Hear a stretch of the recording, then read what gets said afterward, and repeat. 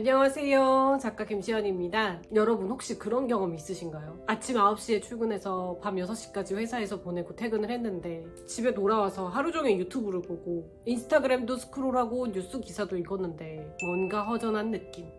마치 배는 부른데 영양은 부족한 것 같은 그런 느낌이요. 특히 직장인 분들은 더욱더 공감을 하실 텐데요. 매일 반복되는 업무에 지쳐서 뭔가 내 자신이 마모되고 있다는 느낌을 받을 때가 있잖아요. 이럴 때 사람들은 지적인 갈증을 느끼는 것 같아요. 저도 그랬고요. 매일 반복되는 업무에 치여서 내가 소모되는 느낌을 받을 때 뭔가 새로운 지적 자극이 절실하게 필요하다고 생각을 하는데요. 퇴근 후에는 녹초가 되고 주말에는 쉬기에도 바쁜데 그런데도 내 안에 지적인 갈증은 해결되지 않아서 답답하셨을 거예요. 내 두뇌가 마모되고 소모되는 느낌이 아니라 좀 두뇌를 활성화시키고 싶다. 깊이 있는 생각을 좀 하고 싶다. 뭔가 배우고 싶다. 이런 지적인 갈증을 시원하게 해결해주는 책을 여러분들께 소개하고 싶어서 오늘 영상을 찍게 되었어요. 제가 오늘 소개할 책들은요. 머릿속을 시원하게 뻥 뚫어주고 막혀있던 생각에 새로운 관점을 제시해주기도 하고요. 마치 사막에서 오아시스를 찾은 것처럼 잊고 있었던 지적 호기심들을 다시 채워줄 그런 책이에요. 직장 생활에서 오는 정신적 피로를 덜어내주고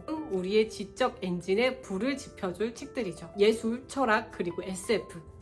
각기 다른 장르에서 최고의 지적 자극을 선사할 책을 소개합니다. 첫 번째로 소개할 책은 나는 메트로폴리탄 미술관의 경비원입니다 라는 책이에요.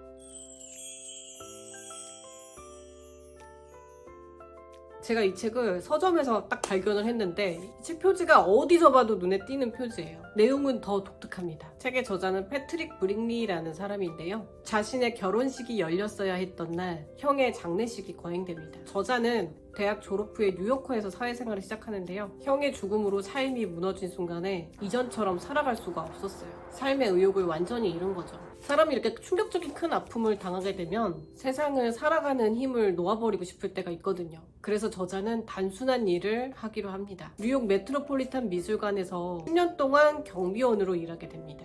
이 10년 동안 경비원으로 일하게 되면서 가족을 잃은 상실감을 미술관에 있는 예술품으로 치유받는다는 내용인데요. 분이 이 책을 읽으신다면 메트로폴리탄 미술관에서 10년 동안 예술품을 감상하는 간접 경험을 하게 되실 거예요. 예술과 삶에 대한 철학적인 사색을 담은 책이거든요. 한 번 읽게 되면은 여러 가지 생각이 꼬리에 꼬리를 물게 되는 그런 책이 있어요. 이 책이 바로 그런 책입니다. 제가 이 책을 읽으면서 드는 지적인 포만감이 굉장히 컸어요. 그 이유가 예술의 치유력에 대해서 생각하게 만들거든요. 이 책이 좀 신기한 게 그렇게 큰 지적 포만감이 드는데도 다루고 있는 내용은 뭐 거창한 이론이나 복잡한 철학이 아니거든요. 그런데도 불구하고 이 책이 큰 지적 포만감을 주는 이유는 우리가 일상 속에서 발견할 수 있는 깊은 사색 그리고 인간에 대한 따뜻한 시선이었어요. 담담하고 담백하고 가라앉은 문체 안에서도 낮게 읊조리는 저자의 생각들이 마음을 많이 건들거든요. 가장 큰 매력은 예술을 어렵게 이야기하지 않는다는 거예요.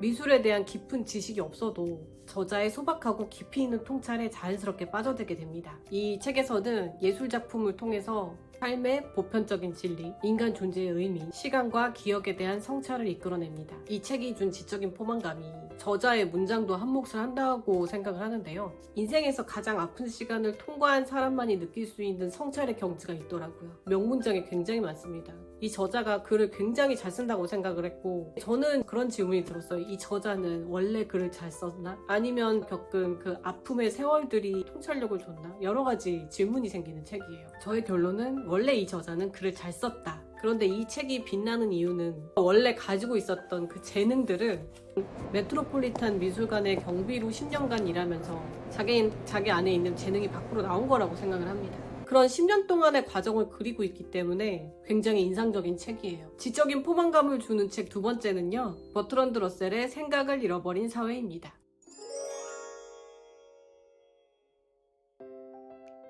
러셀은 20세기를 대표하는 철학자이자 수학자이자 노벨문학상 수상자잖아요.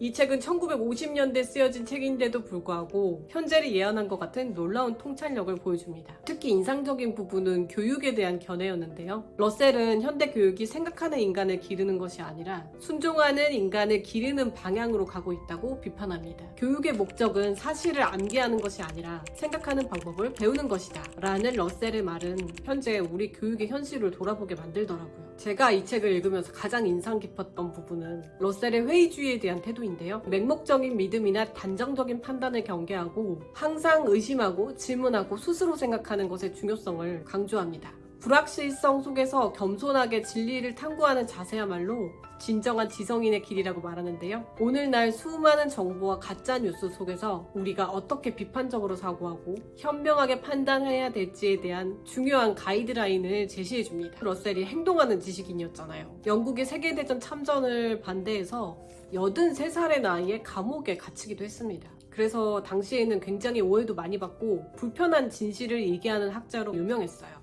하지만 정말 누군가 진실을 얘기해야 되지 않을까요? 독자들은 불편한 진실에 마주하게 하거든요. 그런데 우리가 또 불편한 진실에 마주해야만 스스로 생각하는 힘을 기를 수가 있잖아요. 행동하는 양심으로 알려진 버트런드 러셀의 에세이를 읽으면서요. 복잡한 현대사회 속에서 진정한 지성이란 무엇인지, 그리고 어떻게 살아가야 할지에 대한 깊은 고민을 해보게 하는 책이라서 지적 포만감이 상당합니다.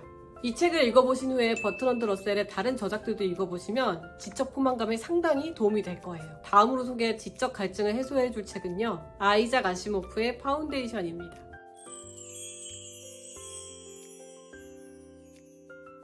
SF의 고전이라고 하더라고요. 그래서 제가 호기심에 한번 읽어봤는데 정말 너무 깜짝 놀랐습니다. 아니, 사람이 어떻게 이런 이야기를 생각해낼 수 있지? 일론 머스크의 인생책이라고 하던데 정말 그럴만 하더라고요. 일론 머스크가 화성으로 인류를 이주한다는 계획은 어떻게 세워진 걸까? 바로 이 작품이 일론에게 영감을 주었습니다. 그런데 놀라운 게 70년 전에 출간된 책이라는 거예요. 인류의 미래를 예견한 위대한 SF 소설이죠. 완전히 다른 차원의 작품이더라고요. 미래를 배경으로 한 이야기인데 실제로는 역사, 사회학, 심리학, 정치학을 아우르는 방대한 지적 탐구서라고 할 수 있겠습니다.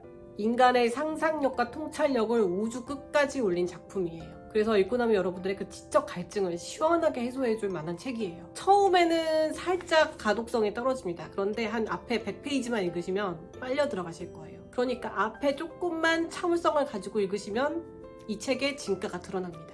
파운데이션에서는 심리 역사학이라는 학문이 등장해요. 기존의 억문 학문을 작가가 만들어낸 거죠. 이 심리 역사학이라는 학문이 사회과학하고 통계학을 결합한 학문입니다. 심리 역사학으로 인류 사회의 미래를 예측할 수 있다는 혁신적인 아이디어를 제시하죠. 그런데 재밌는 게 있어요. 이 책이 70년 전에 쓰여진 책이잖아요. 근데 우리가 현재 겪고 있는 모든 문제들이 담겨 있습니다. 그냥 읽으면 읽을수록 놀라운 작품이에요. 저는 이 책에 담겨있는 그 스케일과 통찰력에 놀라움과 전율을 느낄 정도였어요. 저자인 아시모프는 이 작품을 통해서 지식과 과학의 중요성과 사회가 어떻게 상호작용하는지에 대한 깊은 통찰을 제공하고 있는데요. 이 책을 읽으면 미래 사회는 어떻게 펼쳐질까, 이런 상상을 하는 즐거움도 있고요. 인류 사회의 본질과 역사의 패턴에 대한 철학적 질문도 하게 된다는 것이 이 책의 미덕인데요.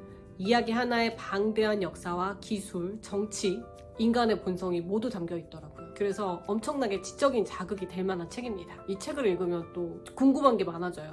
이 지적인 포만감을 선사하는 책들의 공통점이 질문이 많아진다는 거예요. 저는 이 책을 읽고 이런 점들이 궁금하더라고요. 인간이 빅데이터를 통해서 문명의 흥망성쇠를 예측할 수 있을까? 그게 과연 가능한가? 만약에 예측할 수 있다면 어떤 부작용이 생길 수 있는 건지, 또 이 작품의 핵심 메시지인 폭력은 약자의, 상업은 중간자의, 지식은 강자의 최후의 수단이다. 작가는 왜 이런 말을 남겼는지. 파운데이션이 주는 지적인 포만감은 상상력과 논리가 결합된 거대한 스케일에서 나와요. 개인의 삶을 뛰어넘어서 인류 전체의 미래를 생각하게 만들거든요. 그 웅장한 상상력을 뒷받침하는 치밀한 논리적 구조가 독자를 압도합니다. 오늘 제가 소개한 세 권의 책은 각각 다른 방식으로 우리의 지적 갈증을 해소해 주는데요. 오늘 소개해드린 책들 중에 여러분 마음에 들어오는 책이 있으면 꼭 한번 읽어보시길 바라고요. 여러분이 읽으신 책 중에서 지적인 포만감을 들게 한 책이 있다면 댓글로 추천해주세요. 다음번에도 여러분들의 지적 갈증을 해소해줄 좋은 책 소개로 돌아오겠습니다. 저는 다음 영상에서 뵐게요. 안녕.